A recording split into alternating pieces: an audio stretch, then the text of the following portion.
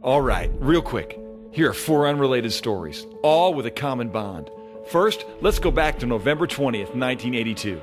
For the 85th time, Cal and Stanford are involved in a heated contest. After a wild game, Stanford, led by young John Elway, takes the lead with just 4 seconds left. The Stanford fans and band are already celebrating, and why shouldn't they? The game is over. One final play begins as Stanford kicks short to Cal. A mad scramble ensues. Laterals follow near tackles, then a blind over-the-shoulder lateral. A mad race to the end zone. Down goes the Stanford trombonist as the touchdown is scored. The unthinkable happens and Cal wins. As it turns out, it wasn't over. How about this one? Meet the Lillies, Russell and Terry. It's 2001. Their 10-year marriage has been a constant source of frustration. A vicious cycle of selfishness, fighting, and isolation has left them both exhausted, angry, and done. Never mind the vows. Never mind the 2 young boys. This one is beyond hope. This marriage is over. Following their divorce, Russell becomes a follower of Christ, and Terry begins to notice the transformation taking place in Russell. Hardened hearts soften. The relationship begins to heal. Forgiveness is sought and granted. In 2007, they remarry. The one that became 2 is now 1 again. Then there's Raylene Kupferschmidt. It's January 2008.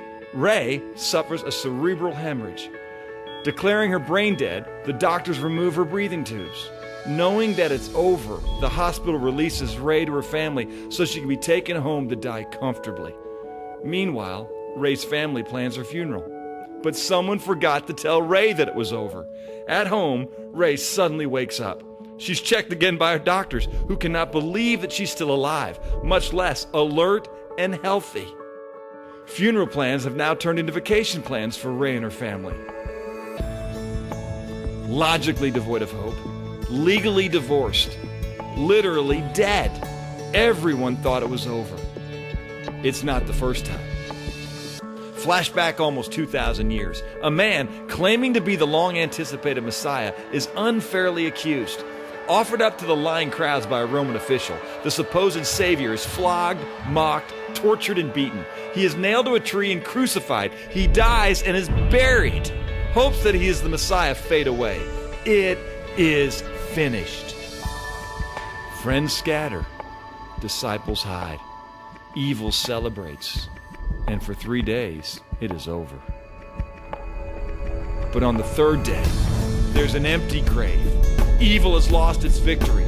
Death has lost its sting. Suddenly, miraculously, the only thing that is now over is hopelessness. 4 stories, 1 message.